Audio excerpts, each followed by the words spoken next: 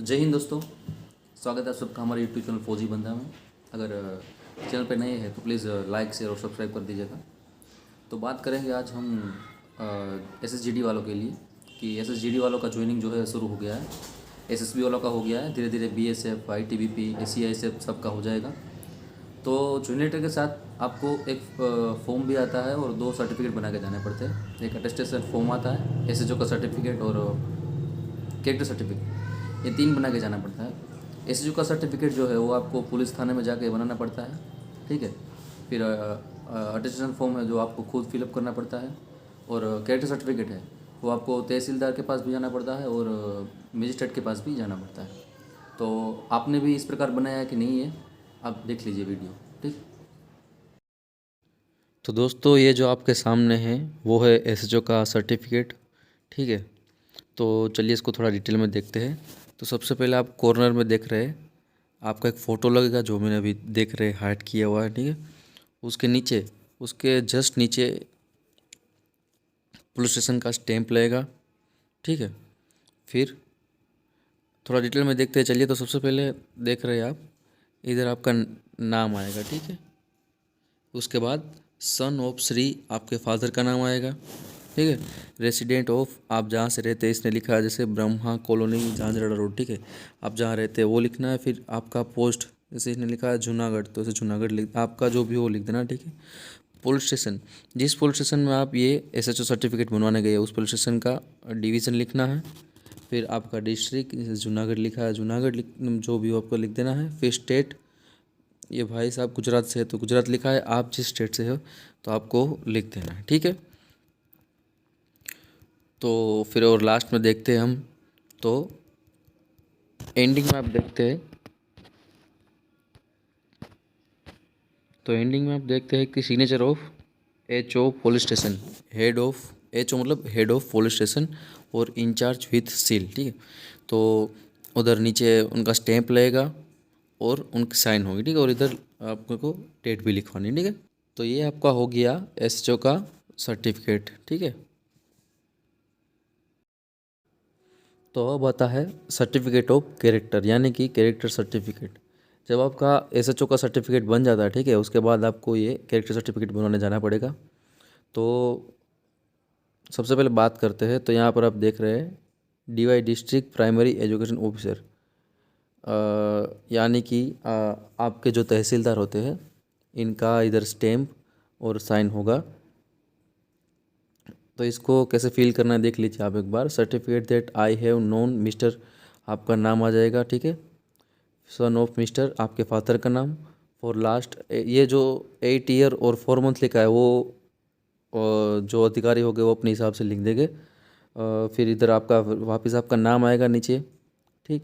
फिर जहाँ आपने भरा है ये, जहाँ मतलब जो भी प्लेस में आपने ये लिखा है वो प्लेस का नाम और डेट लिख देना, ठीक है। ये हो गया। इसके बाद ये हो जाने के बाद जब तहसीलदार कर देगा उसके बाद ये आपको डिस्ट्रिक्ट मजिस्ट्रेट के पास जाना है, ठीक है। सब डिविजनल मजिस्ट्रेट के पास आपको जाना है। फिर वो भी सेम वहाँ पे प्लेस लिखेंगे, डेट लिखेंगे, जो भी होगा वो अपना साइन करेंगे, स्टैंप लगाएंगे, ठीक है। और ये आपका तैयार हो गया सर्टिफिकेट ऑफ कैरेक्टर, यानी कि आपका कैरेक्टर सर्टिफिकेट। ये इतना आपको हार्ड नहीं पड़ेगा जैसे कि आपने एसएचओ का सर्टिफिकेट, क्योंकि पुलिस वाले ऐसे ही एसएचओ का सर्टिफिकेट नहीं बना देते हैं। थोड़ा आपको दिक्कत आएगा, वो पहले मना भी बोलेंगे, लेकिन थोड़ा रिक्वेस्ट करके थोड़ा बात करके आपको बन जाएगा। लेकिन इसमें आपको इतना दिक्कत आएगा नहीं, क्योंकि आपका जब आपके पास फिर एसएचओ का सर्टिफिकेट आ जाएगा तो एसएचओ का सर्टिफिकेट दिखाने से भी ये लोग आपका काम कर देंगे। तो ये था सर्टिफिकेट ऑफ कैरेक्टर, ठीक है। देख लीजिएगा आपका भी ऐसे ही सेम होना चाहिए। तो अब तो अब देखते हैं अटेस्टेशन फॉर्म, जो आपको खुद ही फिलअप करना है अपने घर पे, ठीक है। और अपनी आप जानकारी के हिसाब से आपको ये भरना है। सबसे पहले बात करते हैं वार्निंग की, तो देखते हैं वार्निंग में क्या लिखा है। सॉरी, वार्निंग में लिखा है the furnishing of false information or suppression of any factual information in the attestation form would be disqualification and is likely to render the candidate unfit for employment under the government.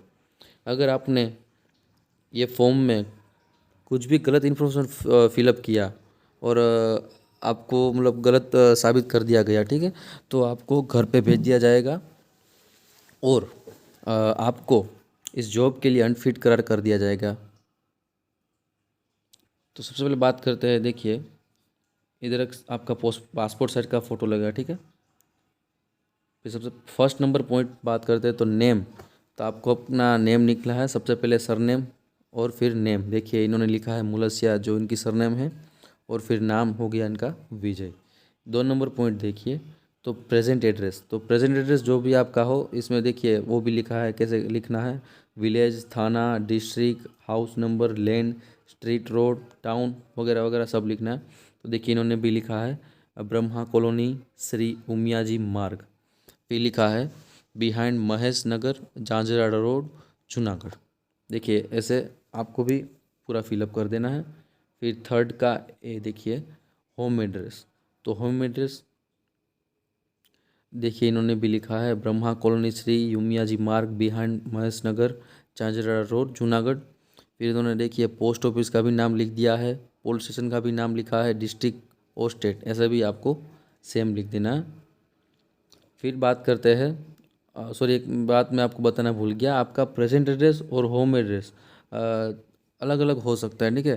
देखिए ये तो एक ही जगह पे रहते हैं तो इन्होंने एक ही लिखा है। अगर अलग अलग है, मतलब डिफरेंट डिफरेंट जगह पे है, आपका होम एड्रेस गांव का है और अभी आप शहर में रह रहे हैं, प्रेजेंट एड्रेस आपका, तो आप दोनों डिफरेंट लिख सकते हैं, ठीक है, और डिफरेंट ही आपको लिखना है।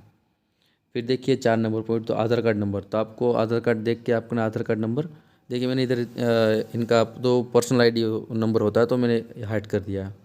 फिर 5 नंबर पॉइंट है पान नंबर, तो पान कार्ड निकाल के आपको अपना पान कार्ड नंबर देख के इधर लिख देना है। फिर 6 नंबर हो गया नेशनलिटी, तो नेशनलिटी आपका इंडियन, अगर इंडियन है तो इंडियन, नेपाल है तो नेपाल से भी लिख सकते हैं। 7 नंबर पॉइंट का ए देखिए, तो डेट ऑफ बर्थ, आपका डेट ऑफ बर्थ जो भी हो वो आपको डेट ऑफ बर्थ लिख देना है। बी पॉइंट देखिए प्रेजेंट एज, प्रेजेंट एज आपको निकाल के आपको प्रेजेंट एज अपनी लिख देनी है। फिर सी नंबर पॉइंट देखिए एज ऑफ मेट्रिकुलेशन, यानी कि आपने जब 10th किया था तब आपकी एज कितनी थी, जितनी भी एज हो इधर आपको लिख देनी, ठीक है। इन्होंने देखिए लिखा है 15 ईयर, ठीक है।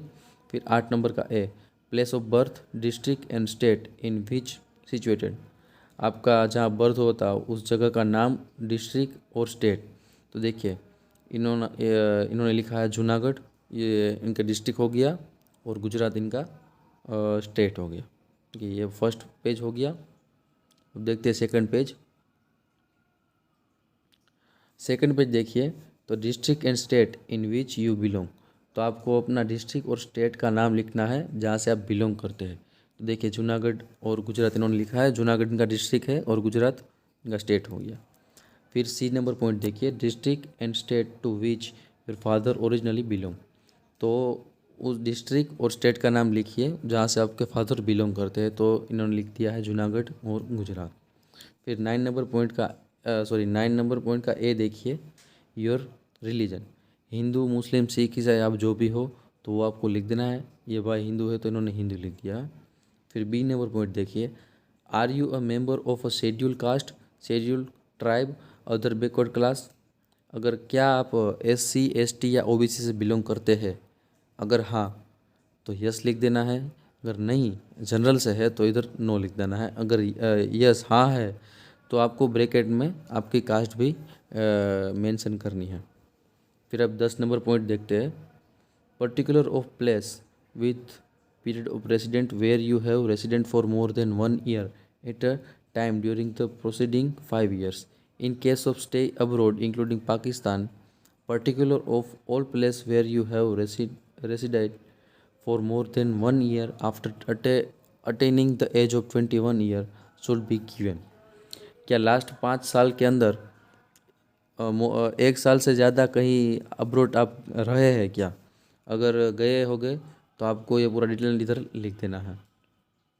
फिर 11 नंबर पॉइंट देखिए, 11 नंबर में आपको अपने फादर और मदर का डिटेल देना होता है, और आप अगर शादीशुदा है तो आपको अपने वाइफ का भी डिटेल देना होता है।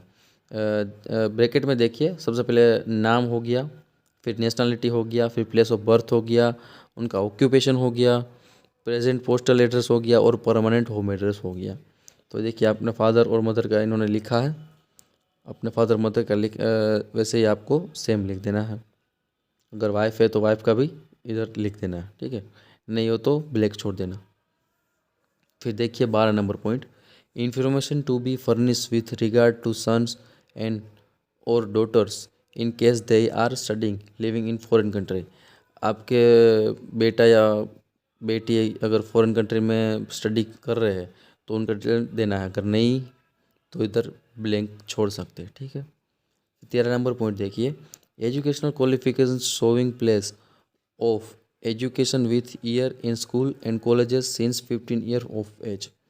तो यहाँ पे ब्रैकेट दिया गया है, यहाँ पे आपने 10th कब करा था, कौन से स्कूल से करा था, कब आप ज्वाइन हुए थे, मतलब एंट्री कब ली थी, कब वहाँ से आप बाहर निकल गए स्कूल से या फिर कॉलेज से, तो वो सब आपको डिटेल में देना है। देखिए इन भाई ने लिखा है बाबालैंड हाई स्कूल जूनागढ़, ये इन्होंने स्कूल से 10th किया था, डेट ऑफ एंटरिंग लिखा है और डेट ऑफ लिविंग लिखा है, ठीक है। एग्जामिनेशन पास, तो एसएससी 10th इन्होंने 2015 में करा था। अगर आपको डेट ऑफ एंटरिंग याद नहीं है तो 1/6 लिख के जिस ईयर में आप एंट्री किए थे वो ईयर का नाम लिख देना, ठीक है।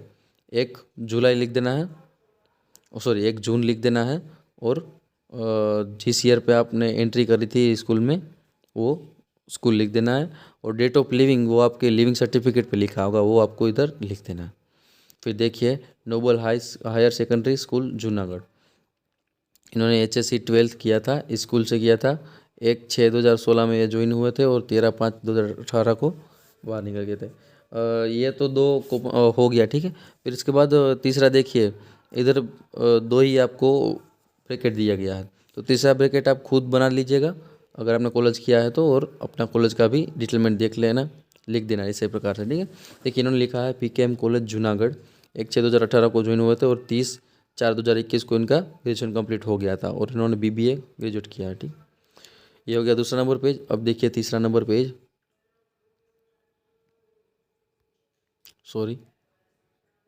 तीसरा नंबर पेज का देखिए, are you holding or have any time held an appointment under centre or state government or semi government or quasi government body or an autonomous body or public sector undertaking or private firm or institute, if so give full particular with date employment up to date.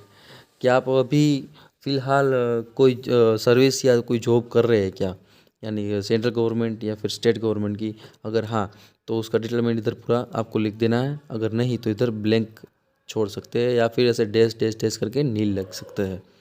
फिर 14 number point 15 number point देखते हैं, ठीक है। 15 number point का A देखिए, have you ever been kept under detention, क्या आपने कभी जेल की हवा खाई है मजाक करो, मतलब हाँ या ना, तो आपको वो लिख देना है, ठीक है। फिर बी नंबर पॉइंट देखिए, have you ever been arrested, क्या आप कभी अरेस्ट हुए हैं, हाँ या ना। फिर सी नंबर पॉइंट देखिए, have you ever been prosecute has a charge sheet in a criminal case been filed against you in any court of law, क्या आपके अगेंस्ट कोई क्रिमिनल केस दर्ज किया गया है, यस या नो, जो भी हो आपको यस या नो टिक कर देना है। फिर डी नंबर पॉइंट देखिए, is any criminal case pending against you, क्या आपके खिलाफ कोई क्रिमिनल केस पेंडिंग है, हाँ या ना, तो वो आपको टिक कर देना है। फिर E number point, have you ever been convicted by a court of law for any office, क्या कोर्ट के द्वारा आपके ऊपर कोई कार्यवाही की गई है, हाँ या ना। फिर एफ नंबर पॉइंट है, whether discharge expelled withdraw from any training institute under the government or otherwise, क्या आपको कोई गवर्नमेंट के द्वारा कहीं दूसरी प्लेस से डिस्चार्ज किया गया है, हाँ या ना। फिर G, have you ever been restricted by any university और any other education authority institute, क्या आपको यूनिवर्सिटी से रेस्ट्रिक्टेड किया गया है, हाँ या ना। फिर एच नंबर पॉइंट देखिए, हैव यू एवर बीन